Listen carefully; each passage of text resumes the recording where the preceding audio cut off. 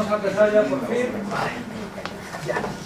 Perdonad el retraso, pero yo traía un ordenador y resulta que no hay conexión para el proyector, así que hemos tenido que hacer una ingeniería de estas informáticas para conseguir que funcione, por lo menos funciona. Lo malo es que ahora toca correr. Bueno, Starmus es un... Starmus es un... se llama festival, bueno, es una... Sin comentarios. Esto es Windows, ¿no? Sí, el 7. Entonces, es un festival, es un ciclo de conferencias que se ha desarrollado durante 3 veces seguidas en la isla de Tenerife, en Canarias, y hay una mezcla de conferencias científicas, que es la parte STAR del nombre, y de conciertos, que es la parte MUS, de ahí esa composición de STAR. Y eso refleja muy bien la naturaleza de sus creadores, que son Garik Israelian, que es un astrofísico que trabaja en el Instituto de Astrofísica de Canarias, y un tal Brian May, que estudió astrofísica y hizo las prácticas en Tenerife. Luego, pues su otra gran pasión tomó unas dimensiones enormes, dejó la astrofísica para encargarse de eso otro que convirtió en su profesión, y ahora que de eso otro está, pues se llama jubilaete, ya no importa menos, pues ha vuelto al astrofísico de Canarias, se ha hecho el doctorado y es el otro, digamos, padre de este evento, ¿no? Son 5 días.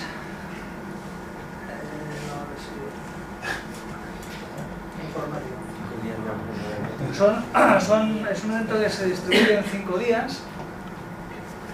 Voy a hacerlo así porque si no, no llegamos nunca. Y si se viera la pantalla en grande, pues podríamos leer algunos de los nombres, pero más que de los nombres, lo que... Ya le he dado y se queda en negro. Sí, ya le he dado y se queda en negro esperando a que... Ya está, lo hacemos así. Bien, entonces, lo que vemos aquí es... bueno, si se viera en grande se vería mejor, que algunos de estos conferenciantes son premios Nobel, ¿vale? Había 12 premios Nobel, había 8 astronautas o cosmonautas y uno que no es premio Nobel, pero que es más conocido que todos los anteriores, un tal Stephen Hawking. Este es el auditorio donde se celebra, una zona un poco kitsch de los cristianos, y el auditorio se encuentra bajando por unas escaleras que hay aquí debajo de este edificio que lo llaman la pirámide de Arona, donde está ubicado el Hard Rock Café de los cristianos. Es un auditorio bastante grande, tiene una capacidad de 1.600 personas, y en esta ocasión el Starmus era tribute to Stephen Hawking, o sea, un tributo a este científico, y luego Beyond the Horizon, que yo lo he llamado Below the Horizon porque estamos todos los días por abajo del horizonte metidos ahí en el sótano de esto, ¿no? Aquí es donde se desarrollaban las conferencias, excepto el coloquio de 108 minutos que se hizo desde el telescopio de 10 metros de La Palma, aunque para los que no fueran allí se transmitía por internet y desde el auditorio se podía ver el 4.º día, y el 5.º día donde ya nos trasladaron a todos en autobús hasta Santa Cruz, y en el auditorio de Tenerife pues se dieron los conciertos y se cerró Starmus, y se demostró también que los viajes en el tiempo son posibles. Ya lo veremos más adelante. La inauguración, es decir, al principio de todo, pues evidentemente Garik Israelian, aquí le tenemos, uno de los padres del evento, pues dio su charla y mencionó la pena que supone la ausencia de patrocinio de empresas españolas, lo cual ya veremos al final del todo que es un problema. También habló Rafael Rebolo, director del Instituto de Astrofísica de Canarias, jefe de los telescopios que hay allí, y el científico de origen sirio, pero nacionalizado británico, Tim al-Khalili, que es profesor de universidad y divulgador, pero que en este caso era el moderador, el vigilante de los tiempos, para que cada uno de los ponentes se atuviese al tiempo que tenía asignado. Y luego, pues evidentemente, las autoridades locales, en las cuales evidentemente no hizo fotos. De eso es básico. Vamos ya de lleno. El primer día, justo después de esas charlas inaugurales, empezamos con un plato fuerte. El ponente fue Adam Riess, que es premio Nobel, por haber descubierto pues, la aceleración de la expansión del universo. Y él lo que nos habló en su charla, que los títulos siempre han estado en inglés, porque todo ha sido en inglés, aunque había traductores para quien quisiera, dejaba el DNI, le daba un traductor. Entonces lo que hizo en su charla de Explorando las estrellas y el universo acelerado fue comentarnos una técnica que han desarrollado y que ha salido publicada ahora este verano, de cómo usan el telescopio espacial Hubble, lo dejan quieto para que las estrellas dejen un trazo en el chip, en la CCD. Y tras quitar todos los ruidos posibles, miden la deriva que tienen las líneas estas que forman las estrellas. Estas observaciones se han repetido sobre el mismo objeto durante varios meses a lo largo de un año, para poder así obtener una paralaje, es decir, ellos observaban un objeto y lo hacían en invierno, cuando la Tierra está aquí respecto del Sol, en primavera y luego en verano, ¿vale? Para poder tener toda la distancia esta de paralaje y poder así apreciar la distancia. Con esto se mejora la medida de los astros más cercanos, que es fundamental para determinar lo que es el primer escalón de la llamada escalera cósmica. Es decir, si sabemos medir muy bien la distancia a estrellas cefeidas próximas, podremos usar esa información para ver luego estrellas de esa misma naturaleza en otras galaxias. Como hemos hecho muy bien la medición cercana, podemos hacer muy bien la medición mediana, y luego podemos observar supernovas en esa galaxia, y como tenemos la referencia de esa estrella bastante bien medida, podremos usar supernovas lejanas con la de esta galaxia cercana, ¿no?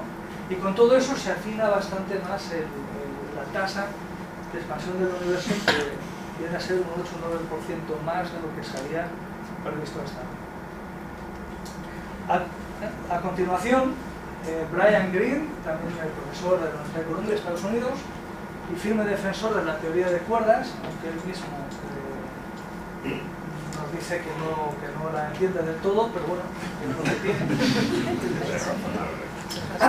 Pues él lo que nos dice es que en los cálculos, pues la gravedad repulsiva, lo que vamos a llamar la energía oscura, debería de, o cuando tú haces los cálculos te da este número. Esto es 0, un montón de ceros, y luego es el mérito. Y es lo que decía en su conferencia, que los astrofísicos esto no les gusta. Ellos prefieren un número como 1, 2, pi, pero no esta cosa. Entonces, él, aplicando la teoría de las cuerdas, y debemos de entender que la teoría de cuerdas lo que te dice es que las partes que componen un átomo, o partes que componen la estructura de un átomo, nos lo tenemos que imaginar no como una bolita, como una partícula, sino unas cuerdecitas eléctricas que van moviéndose, ¿no? Que van vibrando. Y el problema que da cuando usas eso para calcular es que hay 10 elevado a 500 formas geométricas dimensionales que te podrían dar. Y eso son más que partículas que hay en el universo, por lo cual la conclusión más lógica es que hay no un universo, sino hay muchos multiversos. Entonces, bueno, él, que es un experto en esto de la teoría de cuerdas, dice que no está de acuerdo con eso, que le asusta demasiado, pero que como no tiene nada mejor, pues es por lo que trabaja. Por eso justifica el sueldo. Ya después de recuperarnos de multiversos y tal y cual, pues Robert Wilson que es también premio Nobel, porque gracias a él se descubrió, él y Arnold Penzias descubrieron la radiación de fondo de microondas, recibió el premio Nobel. Pues él nos contó un poco su historia de ese descubrimiento y las características de ese remanente del Big Bang, y cómo estuvo particularmente contento cuando se dieron cuenta de que las observaciones que se iban obteniendo coincidían con la teoría. Lo que ocurre es que ellos tuvieron bastantes problemas porque ellos no se esperaban ese ruido de fondo, con lo cual, pues claro, estuvieron dándole vueltas a toda la antena, estuvieron espantando palomas, limpiando sus excrementos, poniendo una reja para que no aniden, etcétera, etcétera. Y bueno, eso fue un poco lo que nos contó. Acto seguido, tuvimos una charlilla también, siempre son de 20 minutos estas charlas, y habló Brian Cox, que es físico del acelerador de partículas CERN, pero es mucho más conocido por su faceta de escritor y presentador de documentales, que es aquí a la izquierda.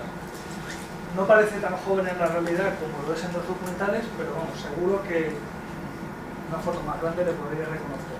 Está salido en la 2 y en los canales estos que tenemos. Muchas gracias. Discovery, pero con la sopa.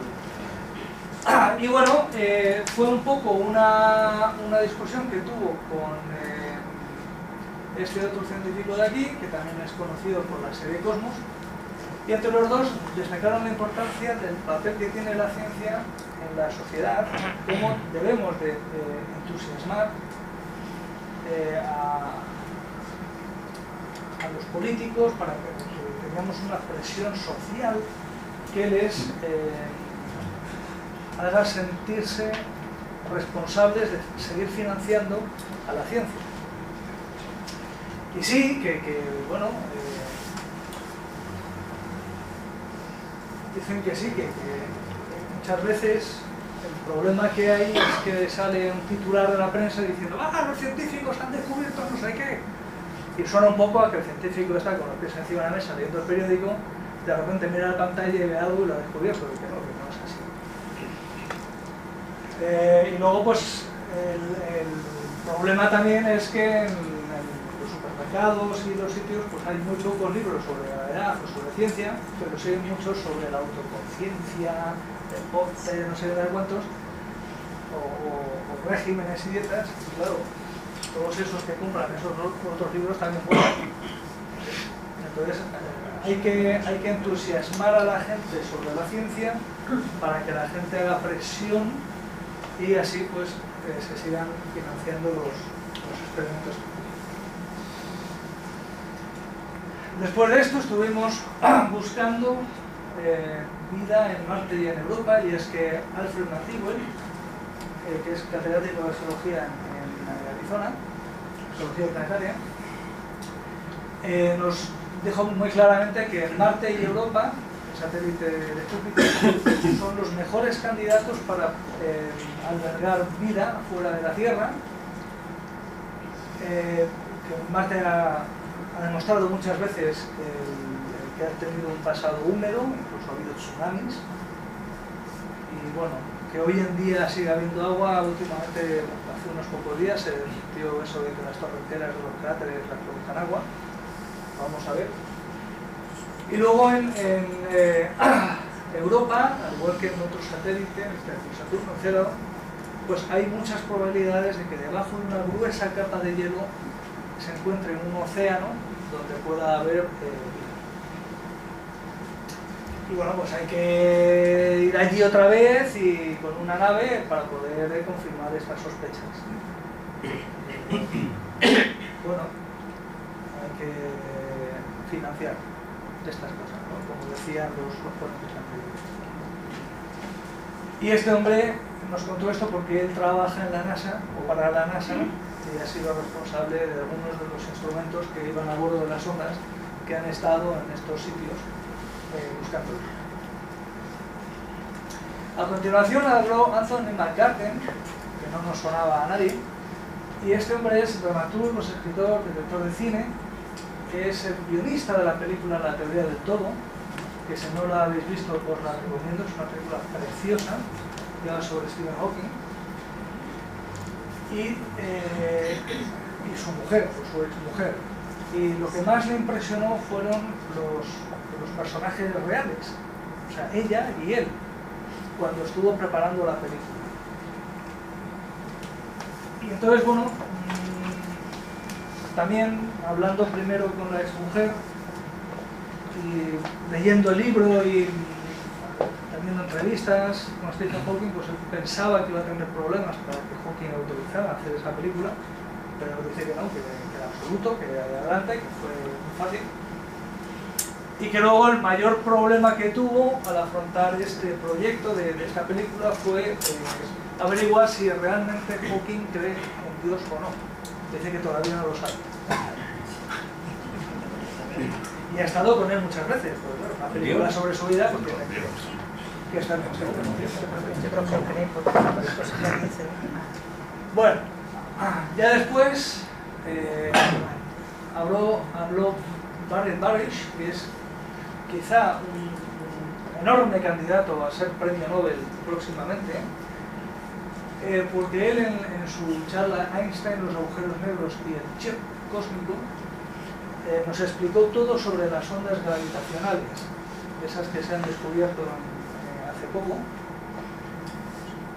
y nos explicó estas ondas usando las ondas electromagnéticas como ejemplo, y bueno, nos explicó de dónde vienen las ondas gravitacionales, cuáles son en teoría sus bases, y mostró cómo habían confirmado esas teorías con el experimento LIGO y cómo funciona ese experimento, que como ya lo hemos visto aquí en la sede varias veces, no voy a entrar en detalle. Y ese experimento lo que detectó fue unas, bueno, lo que hace es detectar desviaciones de una de láser, y eso lo puedes traducir a un diagrama y el diagrama lo puedes traducir a un sonido. Entonces, esas oscilaciones, eliminados todos los ruidos, pues había una que detectaron los dos detectores, uno en Washington y otro en Luisiana, y que eso traducido a un sonido pues era un como un trrr, por eso le llaman de chill. Y bueno, él ya nos adelantó que habían encontrado más candidatos a ondas gravitatorias, lo cual se ha confirmado a lo largo del verano, y bueno, pues van a encontrar muchas más. Ahora que ya saben que hay que buscar y que van a ampliar la potencia en este momento, encontrarán más. Acto seguido, Robert Sawyer, que es un escritor de ciencia ficción, que a mí no me sonaba, pero ya una vez que le vi y tal, sí que recordaba de haber visto algún libro escrito por él. Pues él trató, y fue interesante, porque en principio después de tanto científico y candidato a premio Nobel, o premio Nobel directamente, que te hable un escritor de ciencia ficción, pues choca un poco. Pero estuvo muy bien porque nos dijo nos habló sobre la responsabilidad que tiene la ciencia ficción en el futuro.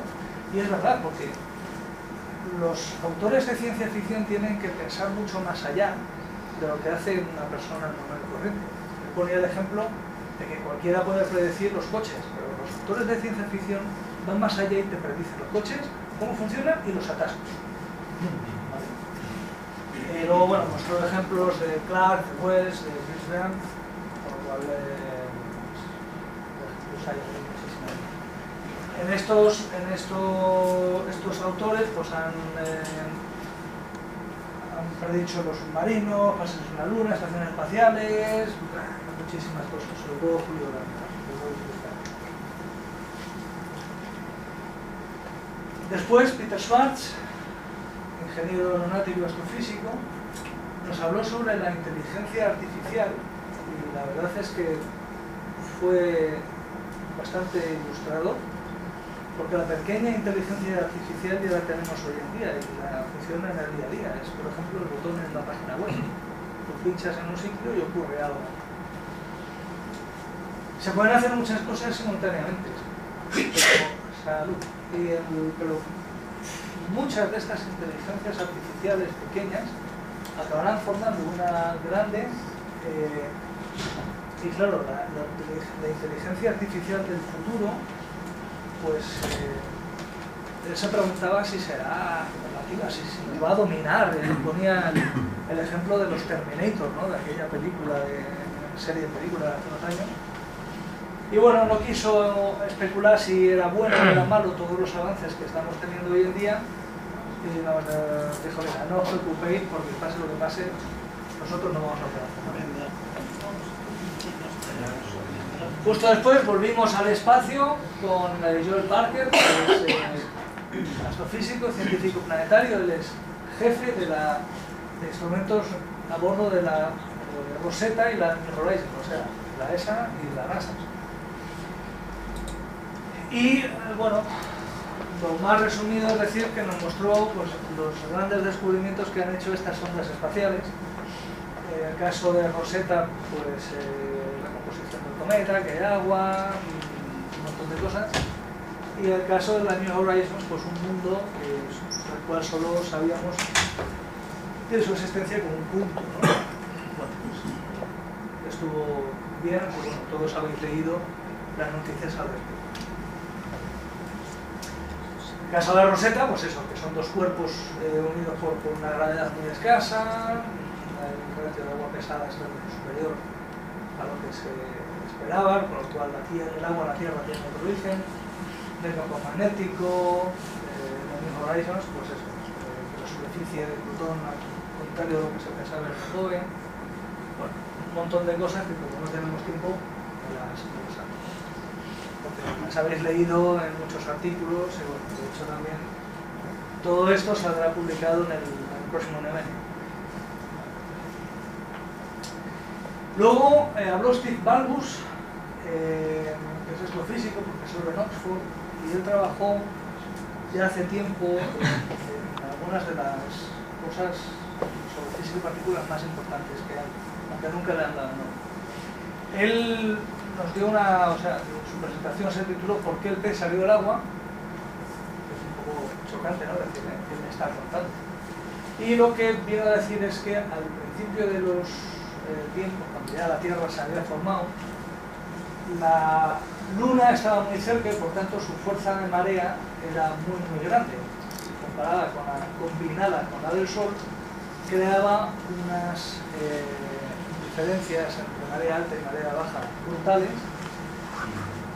por lo cual había muchas ocasiones en que los animales se quedaban aislados en charcas y para poder sobrevivir pues tuvieron que transformarse en anfibios. Después, Eric Becik, premio Nobel por cuestiones de biología, comparó las vidas paralelas en cierto sentido que han tenido los telescopios y los microscopios. Él usa los microscopios y habló de cómo los telescopios han crecido y se dieron cuenta los astrofísicos de que con hacer el bicho más grande veo mejor. Claro, los de los microscopios no tenían esa posibilidad porque hay grandes limitaciones. No tienes mucha profundidad a la hora de mirar algo muy pequeño, el aumento es algo limitado, según la longitud de onda que emplees ves cosas diferentes de lo mismo, y con su técnica de la fluorescencia pues nos explicó que rompe esa limitación porque al iluminar con una luz muy específica se excitan unas proteínas y eso permite estudiar estructuras concretas y además te evita el deterioro de la muestra que estás viendo. O sea, nos explicó por qué le dieron el Nobel. Y luego por la noche hubo una beach welcome party que como no asistí pues no puedo contar nada, pero bueno, me imagino que sería pues eso, un cóctel por ahí al lado de la playa con la gente andando por ahí y con suerte pues te encontrabas con alguno de los conferenciantes. En fin. El segundo día continuaron las conferencias. Empezamos con Brian Schmidt, que también es premio Nobel, por lo mismo que el primero del primer día, que este trabaja en Australia, en el Nostrum. Y este nos habló de las cualidades de materia y antimateria que juntas forman el 30% de todo lo que hay en el universo, es decir, el otro 70% es energía repulsiva. Y que él sí creía en el Big Crunch, o sea, sabéis que si el Big Bang es el inicio del universo, si es suficiente masa, el universo dejaría de expandirse, se contraería y finalizaría en una gran inclusión, en un gran crunch, que él lo llama el Knapp Gip, que es Big Bang al revés. Pero ya ha dejado de creer, pues claro, con 30% de energía que recibes, 30% de energía repulsiva, se debería poder ver la radiación de fondo, unas ondas de materia oscura parecidas a si tiramos una piedra en un estanque de miel, no de agua, es muy poco denso, pero sí de miel porque es mucho más denso, ¿no? Deberíamos de poder ver algo. Y que midiendo esas ondas en el fondo de microondas se podría averiguar un montón de cosas, entre ellas que el universo es plano según sus cálculos. Y eso fue lo que nos dijo, y al marcharse me llamó la atención que tenía en su portátil una foto de la noche de Andrómeda, o sea, muy friki. Luego ya Roger Penrose, físico, matemático y Sir, nos habló sobre una inflación pre-Big Bang, y lo que hizo fue usar los trabajos del dibujante Escher, ese que hacía las perspectivas imposibles y cosas de esas, para reducir lo que es el tamaño figurado del presente y aumentar el pasado. Es decir, nosotros hemos visto un montón de veces el típico esquema en el que tenemos el Big Bang en el fondo de un cono y esto se va abriendo con el paso del tiempo. Él lo que hace es, usando la geometría que usa Escher para sus dibujos, lo que hace es convertir esto más en un cilindro que en un cono, haciendo el presente más estrecho y estirando el pasado. La verdad que no sé yo si hasta los propios otros ponentes que estaban en la primera línea lo entendieron, pero de todos con los que yo tuve la oportunidad de hablar, que éramos todos mortales, no entendieron. Pero bueno, y luego me llamaron la atención un par de frases que dijo que es mejor medir un metro con un reloj atómico que con una regla. Y yo añado, es menos práctico. Materia es frecuencia, correcto. Y luego pues dice que se pueden encontrar ondas gravitacionales de las colisiones de los agujeros negros previos al Big Bang y que deberían de verse como anillos en la radiación de fondo, que es lo que está buscando con Einstein, pero de momento no lo ha encontrado. Sí, pero bueno. Es genio y figura, porque fijaros, en esta fotografía, él está dando su charla con un retroproyector, que tuvieron que ir a buscar a un museo. ¿Vale? Bueno, y esto es un poco la foto de todos los ponentes, así que se paró el evento para poder hacer esta foto todos los ponentes. Nosotros seguimos, no paramos y nos vamos con Chris Ripley, que es catedrático de Ciencias del Clima, y la verdad es que la conferencia de este hombre asustó directamente. Él estuvo muy contento de que esa reunión histórica en París, de todos los países del mundo, donde se ponen los límites a la contaminación, pero los países se han comprometido a tener 0 emisiones en el año 2050. Es lo que nos dice que eso no está muy bien, pero no nos vale. Y puso el ejemplo de cómo han averiguado cómo ha ido cambiando el clima del hielo. Y es que en el hielo antártico, al excavar, pues se pueden ir viendo capas de años sucesivos y se puede uno remontar hasta 850.000 años. Y analizando cada una de esas capas, han visto que hay 100 partículas de CO2 por millón de partículas analizadas. Y eso indicaría que es una época fría y cuando hay más calor, pues hay más dióxido en superficie, en el aire, que acaba depositándose en la Antártida, y en las épocas más cálidas la tasa era de 200 partes por millón. Dice que actualmente tenemos 400 partes por segundo. Y eso que el Sol no está en un máximo. También nos dijo muy claramente que el 95% del CO2 que emitimos a la atmósfera acaba en el océano, que es lo que causa el calentamiento y la expansión de las aguas, por lo cual el nivel del mar sube. O sea, ahí tenemos la explicación científica de lo que nos han contado muchas veces en el telediario, y dejó muy claro que sería catastrófico que alcancemos un incremento medio de 1,5 grados en poco tiempo, y que si no se hace una acción conjunta a escala global para el 2020, está a la vuelta de la esquina, nos va a ir fatal. Así que todo el mundo a comprarse un coche eléctrico.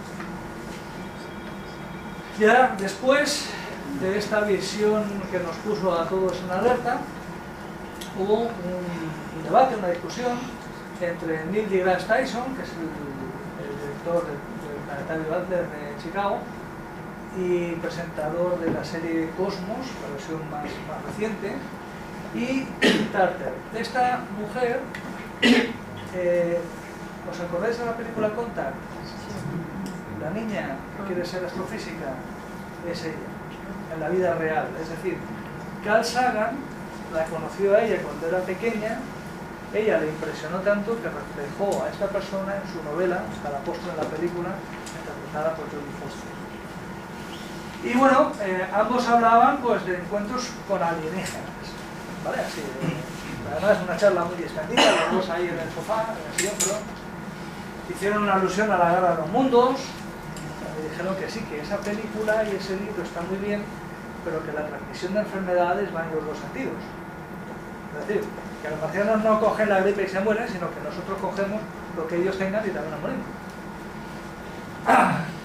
Ante su superioridad tecnológica y conocimiento, llevamos las de perder. Eso que nos quede claro. No hay que pensar en ellos con comportamientos como el nuestro. Es decir, en todas las películas, en todas las novelas, los alienígenas hacen lo mismo que hacemos nosotros. Y eso no es así. La mejor protección que tenemos, porque no tengan, que tengan una sensación muy clara de que con nosotros no tienen ni para empezar. ¿Vale? Así de eso, como cuando tú ves una hormiga y tal y la dejas en paz, pues algo parecido. También los científicos, evidentemente, piensan en vida extraterrestre, aunque claro, ya encuentros, eso es otra cosa.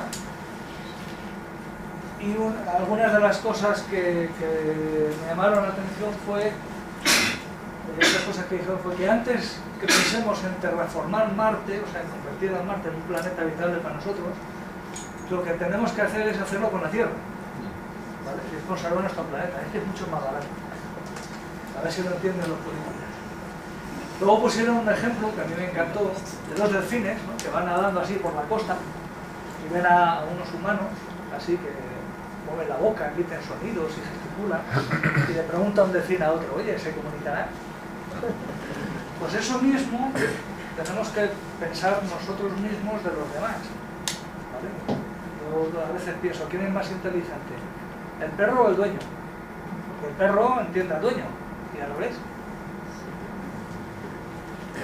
Pero en fin, en cualquier caso, también lo que dijo Neil deGrasse Tyson, que es francamente gracioso, dice, bueno, mira, en caso de que un encuentro con extraterrestres sea absolutamente inevitable, tú reza porque tengan un zoo que te guste. ¿Sabes por qué, no? Porque acabaríamos allí como curiosidad.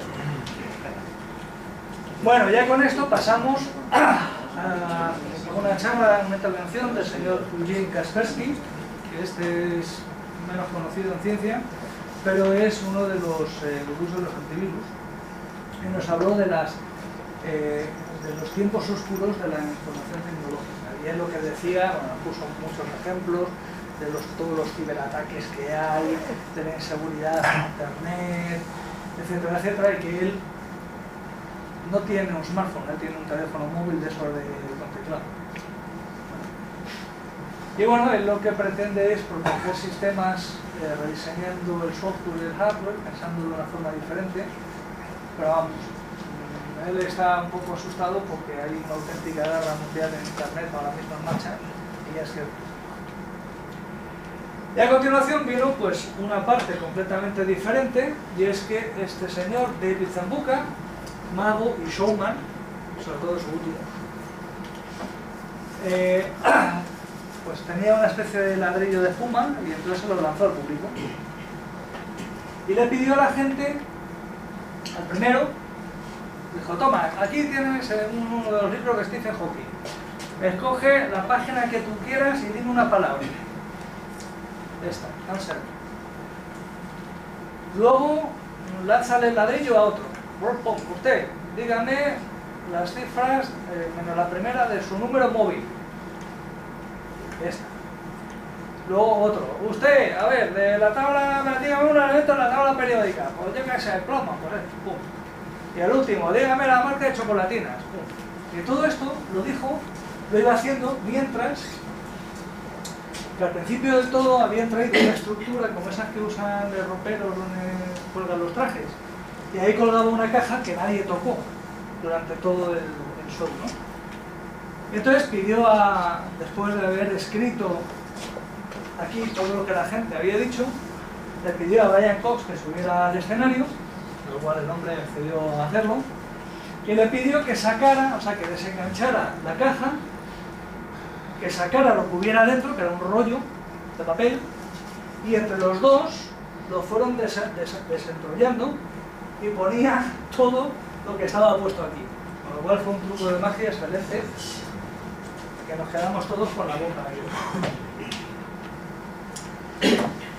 Después de la magia vino lo que es verdaderamente magia, que en un mismo escenario estuvieran representadas todas las misiones espaciales si obviamos los números. Entonces aquí estaban, bueno, fuera de la imagen está Chris Hadfield, que es un astronauta canadiense, que es el que se hizo famoso por los vídeos que colgó en internet. Y aquí estaban representados Jared Bergman, que estuvo en Space Shuttle y Skylab, Alexei Volkov, que estuvo en Amir, Alexei Leonov, que estuvo en Soyuz y Salyut, Rusty Schweickart, que estuvo en el Mercury y en la misión Apolo, y Romanenko y Claude Nicollier, que estuvieron en una cosa en la ISS. O sea, tienes todas las misiones espaciales ahí sobre el escenario, lo cual es un auténtico lujo. Y bueno, a ellos se les pidió que hablaran de una manera informal del futuro de la exploración espacial. La verdad es que todos hablaron mucho de su experiencia y hablaron casi nada de lo que es el futuro, pero bueno. Sí que estuvieron de acuerdo en que las hazañas futuras, de ir a la Luna o luchar contra los asteroides o ir a Marte, pues requieren colaboración como la Estación Internacional. Y todos dijeron que desde el espacio que no se ven fronteras, que por qué tenemos los humanos el entero empeño de crearlas, lo cual es bastante elocuente. Pues el simposio y la pausa para el café que tuvimos, que aquí no vamos a tener, estuvieron hablando de Edward Moser, que es neurocientífico y premio Nobel, y él nos habló de cómo en el cerebro hay unas células que se dedican simplemente a lo que es la ubicación propia y al registro de la posición, de la dirección y la velocidad, y cómo con eso nos hacemos mapas mentales. Y lo demostró con unos experimentos en ratones metidos en una caja, porque cada vez que pasaban por un sitio pues había un bit, entonces pues iba registrando por donde pasa el ratón pues todos esos bits. Eso mismo lo tienen las ratas, los murciélagos, los monos, los humanos, y el Alzheimer lo que hace es destruir estas células del espacio, digamos, en 3 dimensiones, y eso es vital para nuestra memoria. Entonces él especulaba con que unos avances en este campo serían vitales para combatir el Alzheimer y la demencia senil, etc. Justo después, Denny Hills, que es matemático e ingeniero, nos habló de que cada vez en el futuro se va a distinguir menos lo natural de lo artificial. Es decir, a ti se te rompe algo, tú vas al taller, te ponen un hueso artificial nuevo y sales andando a los 10 minutos, no, pero casi. Y que se acabarán creando animales extintos y se harán cosas que hoy en día no, ni siquiera nos las podemos imaginar. Acto seguido, Caroline Porco de la NASA nos habló de la misión Cassini alrededor de Saturno, que repasó los logros de esta misión, es decir, que se hizo el seguimiento de la mancha blanca, que se descubrió y se hizo un estudio del hexágono del polo. Nos dijo, y esto llamó mucho la atención, que el ancho de los anillos en algunos lugares son 10 metros solo, por 300.000 kilómetros de radio, y que toda la masa de los anillos se podría guardar en el auditorio donde estuvimos. Y eso a mí me hizo que me cayera de la silla. O sea, todo esto cabe en un auditorio de 1.200 personas. Los anillos en sí son unas planicies de hielo muy suaves y brillantes que en las orillas, o digamos en las divisiones, tienen crestas que forman la gravedad de las lunas que van pasando, y aquí veis algunas de estas crestas, de 2 kilómetros o 3 kilómetros de altura, que son efectos de la resonancia. Que Hiperión es una luna que no rota, sino que va dando tumbos, como la atmósfera de Titán se parece mucho a la Tierra primitiva, sin oxígeno, y que tiene mares en los polos. Que Encélado tiene géiseres con agua salada, y ella fue la precursora de que se tomara esta fotografía, la que vemos en la parte nocturna de Saturno, los anillos, y ahí hay un par de puntitos que son la Tierra y la Luna. Y que lo hizo en honor a Carl Sagan, porque Carl Sagan fue quien propuso la NASA de dar la vuelta a la Voyager y sacar el pequeño punto azul pálido, pues esto fue lo mismo. Y ya pues se acabaron las conferencias, nos fuimos al Centro de Investigación Tecnología y Energías Renovables, el ITER, a una Star Party, mucha comida, mucha bebida, un despliegue enorme de camareros y tal, un pequeño concierto del grupo Analema, 4 telescopios contados, el aficionado, para ver Júpiter, Saturno, el video y poquita cosa más, porque ya veis que estaba a algún lugar. Alguna estrella apareció por allí, pero no del cielo, sino de los conferenciantes. Este es el Neil deGrasse Tyson, que se pasó toda la Star Party contestando preguntas. Así que mucha luz, poco estar y mucha parte. Y con eso ya hemos ventilado el día 2. Ya nos va quedando poquito, porque en el día 3 hubo unas impresionantes medidas de seguridad. En la puerta de la sala de congreso había 10 policías nacionales armados, nos registraron, nos cachearon. Si luego alguien se salía llamado por teléfono a la entrada, les volvían a cachear y tal. Y luego lo que me llamó la atención es que las damas, las chicas, las mujeres que habían asistido los días previos, pues eso, la chancla, con el vestidito de verano, muy informal, ese día iban con sus mejores ganas y maquilladas. Y aquí yo me dije, estoy en una de las grandes ocasiones, porque si antes tenían casi el traje de baño y ahora vienen arregladas y pintadas, aquí pasa algo grande, ¿no? Había una multitud también increíble de periodistas y el auditorio ese día estuvo lleno hasta en los pasillos, o sea, hasta en los pasillos había gente sentada. ¿Y por qué? ¿Por qué? Porque si conseguimos mirar aquí un poco en dónde está Wally, pues entre medias de todo esto aquí vemos una cara que nos empieza a ser conocida, y es que hablaba este señor, Stephen Hawking. Hablaba sobre nada. Bueno, él lo que fue, bueno, él no precisa presentación, y él lo que hizo básicamente fue contarnos su vida, pues desde los bombardeos de la Segunda Guerra Mundial, pues llegaron sus padres a irse de Londres, cómo trabajó en los agujeros negros, pues como estos son una singularidad, pues nos permiten estudiar el origen del universo, que también es una singularidad. Mostró solo esta ecuación, aunque tampoco hablé mucho de ella. Y bueno, como fue una conferencia más centrada en lo que es su vida que en lo que es su ciencia, pues tampoco hay mucho que reseñar. Eso sí, acabó acribillado a fotos. O sea, si la foto que le hiciéramos fuera un neutrino, le hubiéramos frito. Y nos dejó a todos asombrados lo vivo que está esta persona, porque dio una conferencia participó en 2, ya os lo contaré, entregó premios, escogió entre el público la mejor pregunta dirigida a él, y había unas 400, y todo eso en 5 días y en su estado. O sea, una persona súper activa. ¿Cuál fue la pregunta, perdón? Lo más relevante que tiene. ¿Cuál fue la pregunta? No me acuerdo. Fue algo... Sí, los agujeros negros, pero no me acuerdo muy bien cuál ganó, porque además lo dijeron un poco rápido el último día. Y bueno, pues ya después de él, el auditorio se vació bastante, y nos quedamos los habituales. Y ya pues habló Brian Eno, que es una estrella de la música electrónica, y bueno, pues la verdad es que no sé ni lo que dijo, porque me estuve recuperando de ver a Stephen Hawking. Pero ya la siguiente sí que estuve atento, y es que Joseph Stiglitz es doble premio Nobel de Economía y premio Nobel de la Paz. Y este hombre nos habló sobre la desigualdad que hay, y se preguntaba, ¿es una ley humana o es una ley de la naturaleza?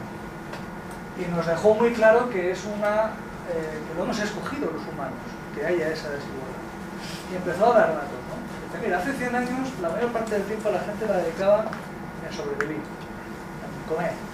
Hoy en día dedicas unas pocas horas al día en hacer eso.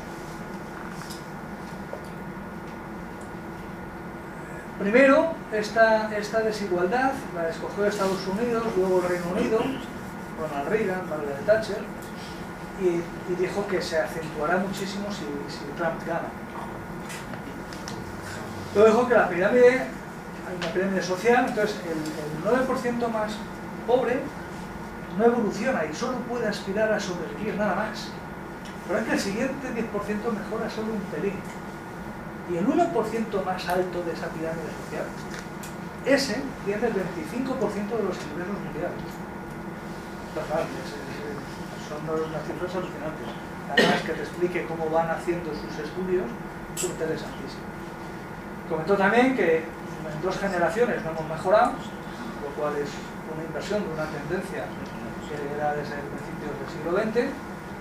Y luego lo que más me llamó la atención es que las 62 personas más ricas, 62 personas, o sea, como los que estamos en esta sala, tienen el 50% de la riqueza de toda la humanidad. Y que un 1% tiene el 99%. Entonces, las desregularizaciones que en su día promovieron Thatcher y Reagan son las que hicieron que esto acabara así. Y que la desigualdad es completamente insostenible y que solo hace falta cambiar las políticas económicas un poquito para que se acabe. Lo cual, pues habla por sí solo. Bueno, después de esta interesantísima charla, Martin Rees, que es profesor emérito de Cosmología Astrofísica de Cambridge, que es astrónomo real, nos habló en su charla de Mars al multiverso, del pasado al futuro de la humanidad. Lo primero que hizo fue hacernos reír a todos, porque comparó a Brian May con Isaac Newton, por su físico.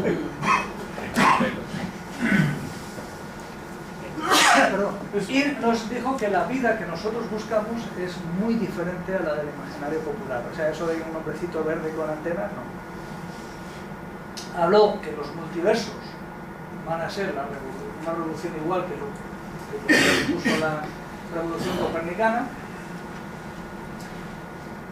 y que para el siglo XXI las grandes preguntas son no según Big Bang, sino cuántos Big Bang hubo y si en otros universos dejan las mismas leyes de la física que hay. Dijo que hay tontillones de estrellas, o sea, tantas que te dejan tonto. Lo cual también a nosotros nos quiere dejar cajadas.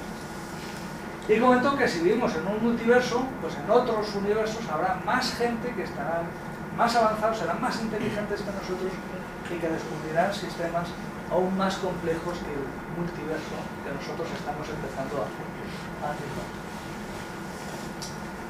Y ya después de tanto multiverso, pues que mareaba el tema, se nos presentó MC Hawking.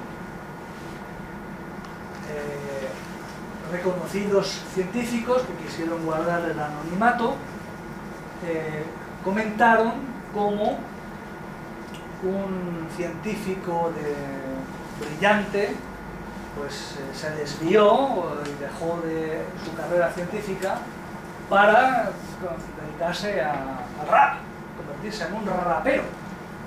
Así que, ladies and gentlemen, por favor den ustedes la bienvenida a MC Hawking, que como hemos tenido que hacer todo esto, pues lo pongo así, pues en vez de poder ponerlo directamente.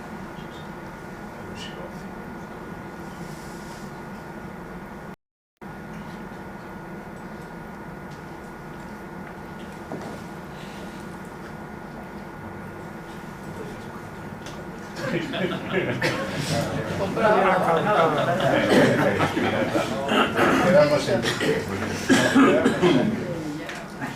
Alex, Dime.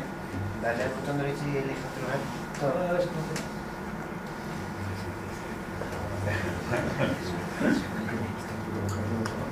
Bueno, lo de MC Hawking viene de la ecuación de Einstein, ¿vale? Aquí lo tenéis. Es esta parte.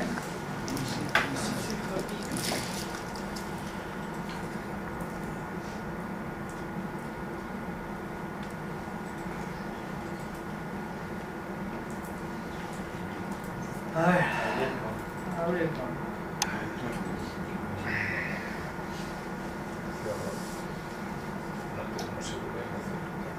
¿Y ahora?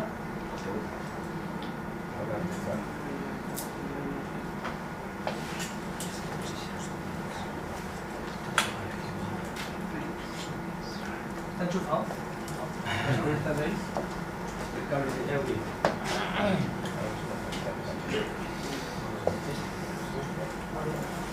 Puede variar.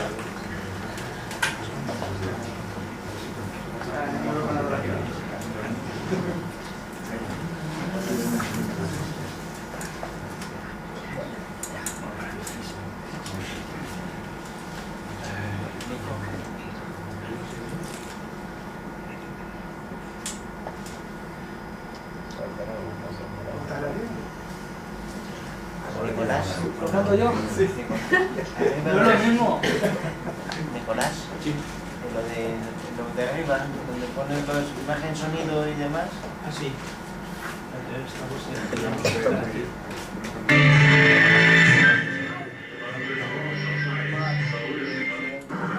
Bueno, este es el MC Hawking.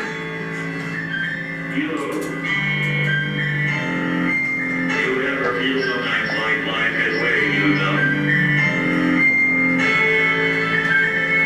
A massive weight pressing down on you. Esta es la voz del ordenador de Stephen Hawking. And see Lars on years of life.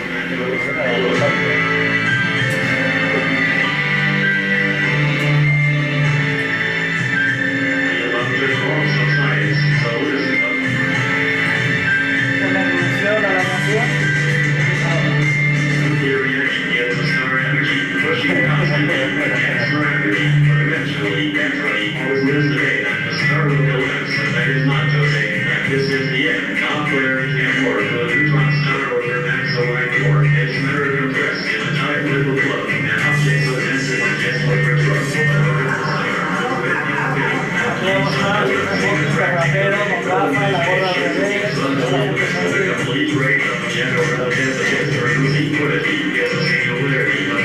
Aquí tenéis parte del texto. Lo voy a poner todo. Habéis oído a Stephen Hawking cantar rap. Vale. Vamos muy confortable. Por cierto, mientras estaba escuchando el vídeo del que es el rap, aquí abajo está sentado Stephen Hawking en el pasillo y yo pasé, pues eso, al final de todo el auditorio, hice una foto, pues eso, con Hawking abajo y está arriba, y ya me di cuenta, digo, uy, no puede ser. Y entonces hice zoom con la cámara y se me cayó un mito. Stephen Hawking usa Windows. Ahí lo tenéis, esa es la pantalla de su ordenador. Claro, la razón es que los de Windows tienen un equipo dedicado a desarrollar todo esto y tal, pero bueno. En fin, la mítica pantalla de eso, pues Windows. Aquí la verdad que Es XP todavía. y fue un palo, sí, no se ha con nada más. Bueno, después de Stephen Hawking y su rap, la excepción de que use Windows, centramos nuestra atención en Elizabeth Blackburn, que también es premio Nobel, en este caso de medicina, y ella nos estuvo hablando del ADN, de lo que es la secuencia genética, y ella hablaba de que las bacterias tienen 10.000 cromosomas, todos ellos muy cortitos, y nosotros tenemos 36 que son muy largos, ¿vale? Con nuevo contraste. Y cuando se replica esta doble hélice, entonces se abre y se hace la copia, y lo que ella nos comentaba es que al terminar de hacer la copia, el corte no es igual, sino que siempre falta un cachito, ¿no? En el original queda un poco más llamado el telómero, y en la copia queda un poco menos. Que solo un 5% de las células de nuestro cuerpo son originales, todas las demás se han renovado en alguna vez, y que este pequeño faltante entre réplica y réplica lo que hace al final es provoca que aparezcan enfermedades y que incluso las mitocondrias de las células produzcan veneno, que luego pues, es lo que nos contamina, ¿sabes? Que tú tengas nada, vives una vida sana, pues debido a esto hay un problema bastante bueno de salud. Fue muy interesante y bueno, pues ellos están trabajando para que esto no se produzca, y eso pues podría alargar la vida de los humanos y podría alargar su calidad de vida mucho. Ya justo después, Rusty Schweiker, astronauta del Apolo 9, nos habló de sus reflexiones tras 15 años de defensa planetaria. Este es un astronauta americano, ha sido militar, y desde que se retiró de la NASA, pues lo que tiene es una empresa que se dedica a intentar concienciar y a promover lo necesario para defendernos de que un día nos caiga un asteroide. Entonces él empezó la charla llamándonos tripulación de la nave Tierra, o sea, algo muy americano, y nos comentó que lo que nos hace falta es tener un sistema de detección temprana, es decir, un satélite infrarrojo, porque los asteroides son tan oscuros como el asfalto, con lo cual invisible no los ves, pero sí los ves por el calor de la luz que emite, de la luz solar recibida.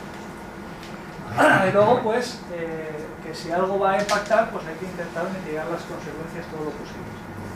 Se conocen 15.000 asteroides potencialmente peligrosos, de los cuales su nivel de destrucción, un 7% es desconocido, un 40% destrucción de un continente entero, el 90% se puede cargar una región entera, y el 99% de todos esos asteroides destruye una ciudad. Ahora lo que él propone con este satélite es tener una detección temprana, lo cual te permita desviar por lo menos un asteroide tipo destructor de ciudad, que lo llaman City Killer, o para asteroides más grandes pues hay que hacerlo con impactos cinéticos o con alteradores gravitatorios, es decir, poner una masa, llevar una masa allí cerca para que esa masa lo desvíe un pelín. Lo que pasa es que eso ya tienes que hacerlo con mucha antelación, porque si no, no te da tiempo. Y que no hay un Bruce Willis allí que suba para destruir el asteroide, que no. Y que la mejor opción es firmar en su web para que la ONU y los gobiernos de los distintos países pongan en marcha el lanzamiento de ese satélite que él está promoviendo. Luego, David Gross, otro premio Nobel, nos habló de los grandes desafíos, y él nos habló sobre todo de la nanociencia, que tiene un enorme futuro porque trabaja con el átomo individual, y eso nos va a permitir desarrollar nuevas tecnologías como los nanotubos de grafeno, ordenadores cuánticos que tienen una capacidad sobre los actuales mucho mayor. se preguntaba si podemos unificar las teorías fundamentales con la teoría de cuerdas. Y él nos hizo un anuncio de que el colisionador de partículas había visto algo y que iban a contarnos a lo largo del verano, pero luego se han desinflado bastante, con lo cual no han debido de alcanzar la lambda necesaria para hacer un descubrimiento gordo, así que esto se quedó en nada, ¿no? Y luego tuvimos otro debate entre Steve Baldus, que ya le vimos antes, y Richard Dawkins. Este último es etólogo, zoólogo, teórico evolutivo. Y bueno, ellos estuvieron debatiendo sobre la vida también, no los extraterrestres, pero sí la vida en general. Sí que nosotros pues, nos basamos en el carbono, pero que puede ser perfectamente sustituido por la silicona. Por lo cual en otro planeta puede haber algo diferente al ADN, pero que sea igual de fiable. No creen en una vida basada simplemente en proteínas, porque no replican en 3 dimensiones. Y los sentidos, decían, los sentidos del ser vivo se adaptan al medio. O sea, en un planeta nublado, pues el bicho será ciego de vista, pero tendrá pues una ecolocalización como los delfines o los murciélagos. Y luego pues estuvieron hablando sobre la capacidad de comunicación, y ellos, los dos, dijeron que era una mutación que habría sufrido el ser humano. Eso lo podemos hablar y hoy entender que es una mutación muy en el pasado. Y que si hay vida por ahí, las probabilidades son 1 entre 10 elevado a la 11, y claro, la vida inteligente pues es 1 entre 1 billón, pero la hay. ¿Cuántos billones de estrellas hay? Pues hagamos la... Y lo que me llamó la atención, no de Stephen Baldus aquí a la derecha, pero sí de Richard Dawkins a la izquierda, es que se vistió como el doctor Bertelmann en el experimento de Bell. El experimento de Bell dice que un doctor muy sabio vestía calcetines de distintos colores porque con ese ejemplo tú puedes decir que si yo de una partícula sé que la divido, ¿no? Pues sé que una parte es del color tal y la otra inmediatamente ya sé que es del color cual. Y fijaros en la foto de la izquierda y en la foto de la derecha el color de los calcetines. ¿Vale? Uno en el pie izquierdo tiene calcetín rojo y en el pie derecho tiene un calcetín azul. De esto me llamó la atención en su momento cuando vi la foto en la pantallita de la cámara, pero luego leyendo un libro hace unas semanas sobre mecánica cuántica y leyendo sobre el experimento de Bertelmann dije, anda, mira, este se ha vestido así por esto, ya sé por qué, no es que sea un despistado, sino que tiene un porqué, lo que pasa es que los demás no sabemos, o no sabíamos. Bien, luego Chris Hadfield, astronauta de la ISS, dio una charleta muy interesante y dijo que bueno, pues que la migración de ese continente africano empezó hace 700.000 años, que hacia la Antártida llegamos hace 120, ¿vale? Pero aquí a Nueva Zelanda se llegó hace 800 años solo. Que Colón tardó 5 años en dar la vuelta al mundo, Willy Fogg 80 días, los albores de la aviación se tardaban 175 horas y él dio una vuelta a la Tierra cada 92 minutos, es decir, cada vez que completaba una órbita. Con lo cual, este progreso se ha alcanzado gracias a la tecnología. La ISS nos comentó que había 200 experimentos, siempre con colaboración internacional, y que un menor de 15 años, por ejemplo aquí en Isla, ha vivido habiendo siempre alguien en la Estación Espacial Internacional, algo que los más mayores no somos tan conscientes, ¿vale? Claro, pero es así. Y hay una persona todavía que tenía 4 años cuando los hermanos Wright empezaron a volar por primera vez, y a lo largo de una vida humana hemos pasado de empezar a volar a pisar la luna, llegar al espacio. Que es fundamental, decía él, inspirar a los niños para asegurar el futuro, que no se debe desperdiciar ni un solo talento. Y con esto llegamos ya a Brian May, doctor en astrofísica. Él hablaba de un cacharrito que lo tengo aquí, firmado por él. Sí, que lo podéis ir pasando, pero no me borréis la firma. Y bueno, él además de músico, guitarrista de Queen, astrofísico, pues también es animalista, o sea, se mueve para proteger los animales. Y él nos decía que tanto si estamos solos o no en el universo, no somos su centro, ni tampoco somos el centro de la evolución, ni mucho menos. Puede que seamos los únicos seres vivos, pero aun estando vivos, y en este planeta no somos los únicos seres vivos de aquí, ni tampoco sus dueños, por lo cual él apostó por una igualdad para los animales, para todas las especies, lo cual. Y que si tenemos en cuenta que somos los únicos o no, bueno, eso da igual, tenemos que tener muy claro que esta es la única patera que tenemos para ir viajando por el cosmos, así que ya nos vale cuidar. Y bueno, ese cacharrito que tenía ahí, pues lo tenemos aquí, es un visor en 3D, donde puedes poner un móvil y puedes poner una película, pero como hemos tenido tantos problemas al principio, pues no voy a poner ahora película.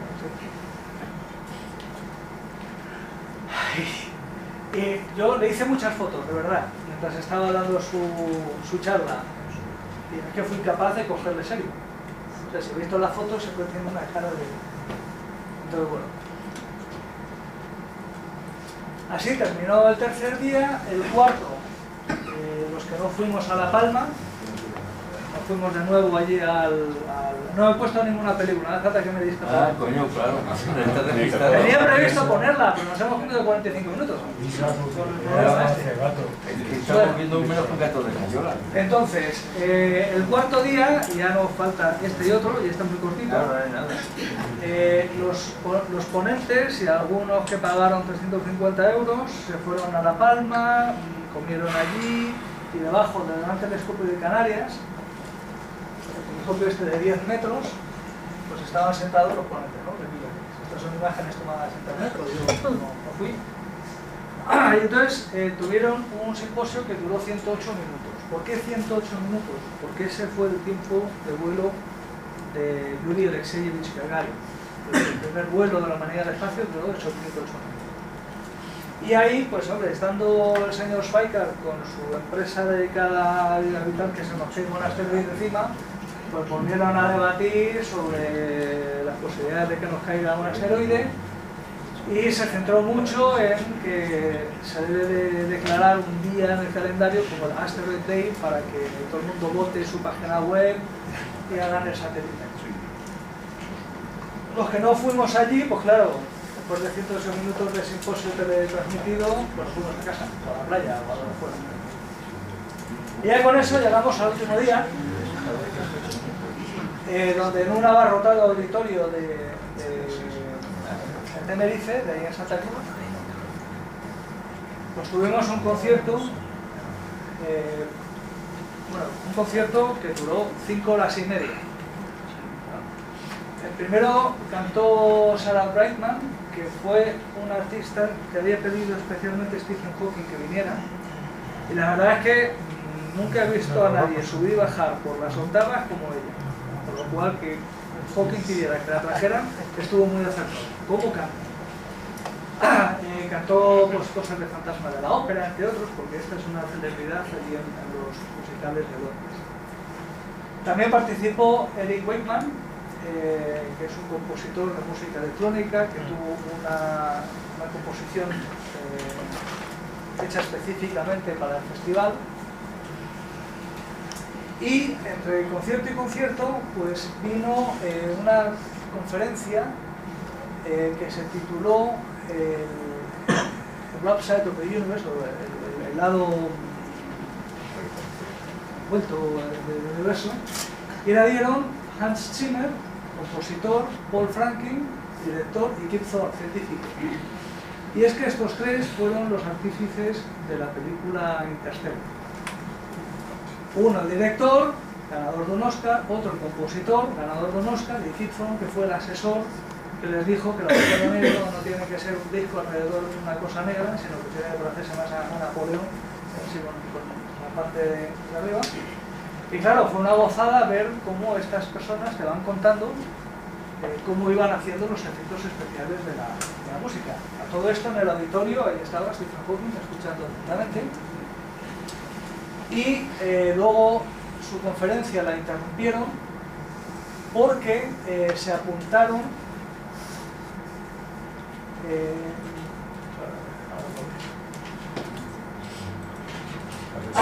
se apuntaron en directo varios artistas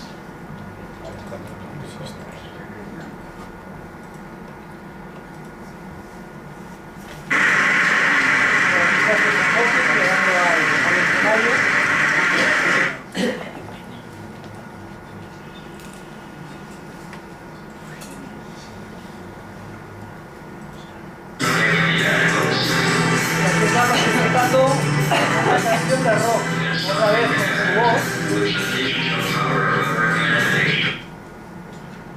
Claro, no puedo poner toda la música, Este es el astronauta Chris Hadfield cantando canciones de Space Odyssey, Starman y Life on Mars de David Bowie, que había fallecido poco antes. Y luego participaron también, que no voy a poner el vídeo, Bono, o sea, el grupo U2 y Sting. También con una canción, ellos estaban, Sting y su grupo estaban preparando un concierto, estaban ensayando, interrumpieron el ensayo para la conexión en vivo con Starmus y cantaron una canción temática, que es aquello del Twinkle Twinkle Little Star, con lo cual nos tomaron un poco el velo porque dijeron que lo habían hecho por peso y tal, pero bueno, estuvo bien.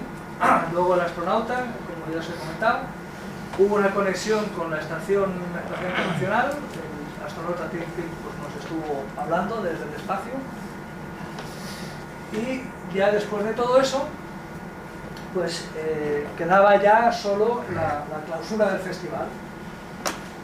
Como era un tributo a Stephen Hawking, pues él adquirió un protagonismo y él repartió unos premios llamado el Stephen Hawking Medal, que es un reconocimiento a la mejor divulgación sobre ciencia.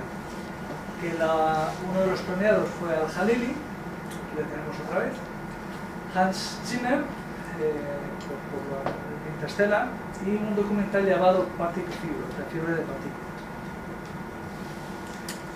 Y estando todas estas personas en el escenario, aquí vemos a Brian May, este es Leonov, este es Hans Zimmer, Gary Israelian, este es el director de la película que la vimos antes, Stephen Hawking, aquí está Kip Thorne con la camiseta amarilla. Pues le dieron al organizador del evento, a Gary Israelian, la sorpresa, porque no lo sabía, de que le habían puesto su nombre a un asteroide. ¿Cómo mola tener amigos, verdad?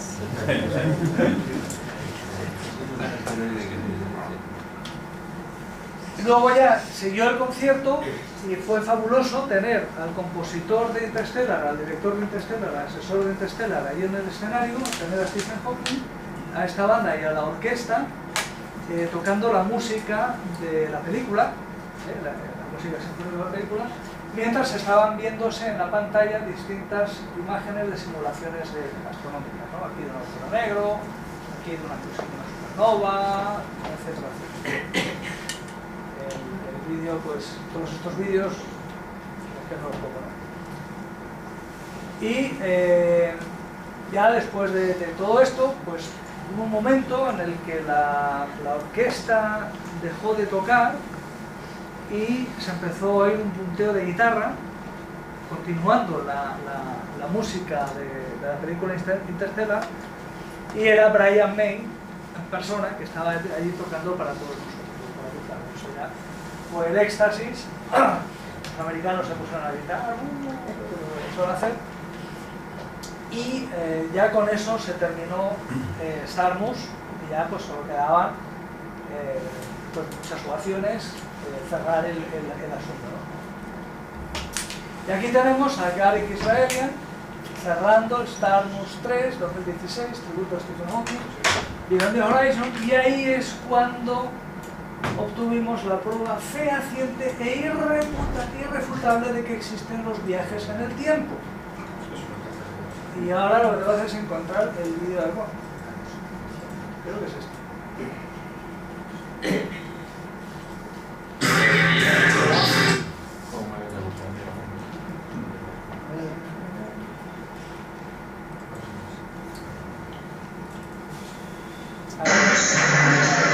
Bien, una vez que Garrick Israelian ya dijo, bueno, pues esto ha sido un éxito, muchas gracias a todos los participantes, a los ponentes, a los asistentes, a Stephen Hawking, a su servicio de médicos y de enfermeras, a los cuales todo el mundo les dio un enorme aplauso.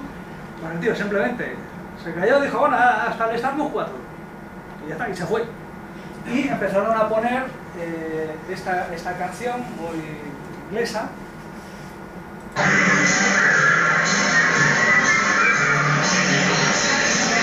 Esta es la película de la vida de Raya.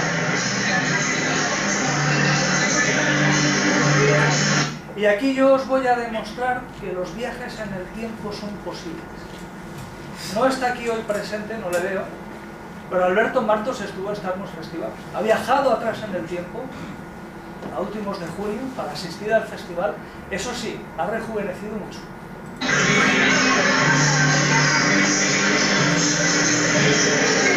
Eso no es Alberto Martos.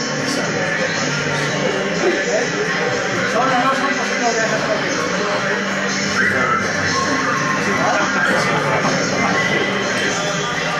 Mira, que no haya venido él para que vaya a corroborar, ¿no? Sí, eso no es. Claro, ha dejado atrás en el tiempo, la situación ha rejuvenecido mucho.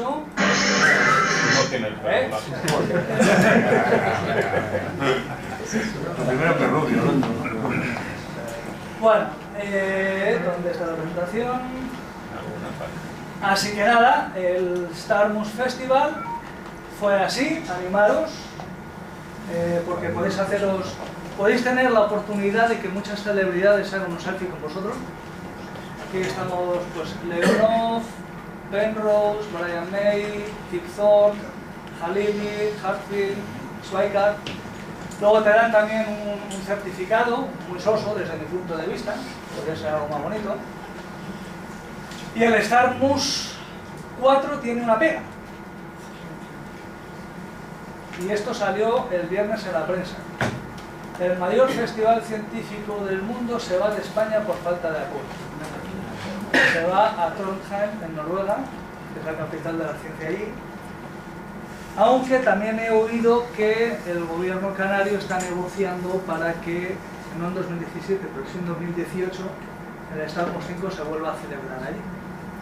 En fin, es algo.